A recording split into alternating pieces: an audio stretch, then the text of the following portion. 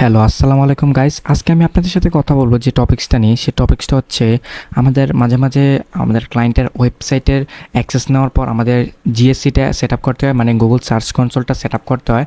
দেন আমাদের set up করার পর আমাদের কাজটা মানে অনেক আরেকটু সুবিধা হয় যে বা সাইটের পারফরমেন্স কেমন আছে বা সাইটটা কেমন অবস্থায় আছে সেগুলো আমাদের দেখতে হয়। তো এখন আমি কি করব, সাইটে অনেক সময় পারফরমেন্স কত ট্রাফিক আসতেছে, কেমন ট্রাফিক যাইতেছে, কোন পেজে ট্রাফিক বেশিক্ষণ টাইম স্পেন্ড করতেছে সেগুলো দেখা যায়। তো মাঝে মাঝে আমাদের যে ক্লায়েন্ট থাকে সে চায় এগুলো দেখতে, যে বলে আমাকেও গুগল সার্চ কনসোলের অ্যাক্সেসটা দাও। অনেকে হয়তো বা জানে না যে গুগল সার্চ কনসোলের অ্যাক্সেসটা কীভাবে দিতে হয়। তো সেট আপ করার একটা ভিডিও আছে, আমি আমার চ্যানেলে দেওয়া আছে। এর আগের ভিডিওটাই আমার সেট আপ করার ভিডিও কীভাবে গুগল সার্চ কনসোলটা অ্যাড করবো আমাদের গুগল ওয়েবসাইটে গুগল সার্চ কনসোলটা অ্যাড করব। দেন এখন আমাদের গুগল সার্চ কনসোলের যে অ্যাড করার পর আমাদের ওয়েবসাইটের যে একটা ডাটা আছে সেখানে দেখাচ্ছে।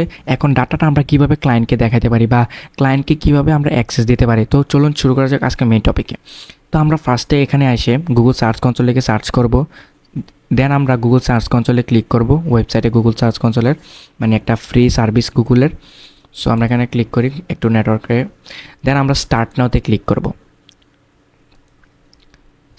স্টার্ট নাওতে ক্লিক করার পর আপনাদের যদি ওয়েবসাইটটা এখানে দেওয়া আছে মানে দেওয়া থাকে, দেন আপনাদেরকে এমন একটা পেজে নিয়ে আসবে। এই ওয়েবসাইটে এখন আমি কাজ শুরু করি নাই, শুধু কিওয়ার্ড রিসার্চ করতেছি, বাট এখনও কোনো সাইটে মানে কোনো ইন্ডেক্সের জন্য কোনো অ্যাপ্রুভাল দিই নেই, এই জন্য ওয়েবসাইটে কোনো ট্রাফিক নেই।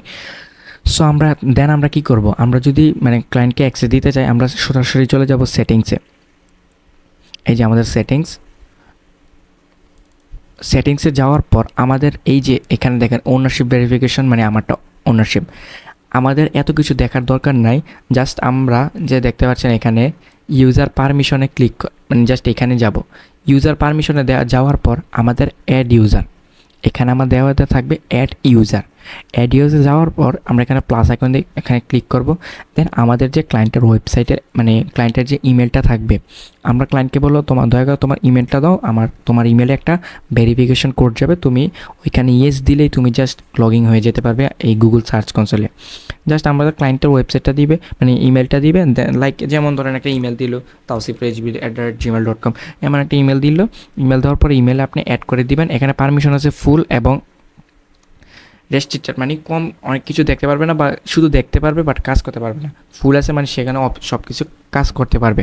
তো আপনারা ইজিলি এখান থেকে জাস্ট ক্লায়েন্টের ইমেলটা দিয়ে আপনারা জাস্ট অ্যাড অপশানে ক্লিক করে দিবেন ফুল দিয়ে, দেন ক্লায়েন্ট সব কিছু করতে পারবে।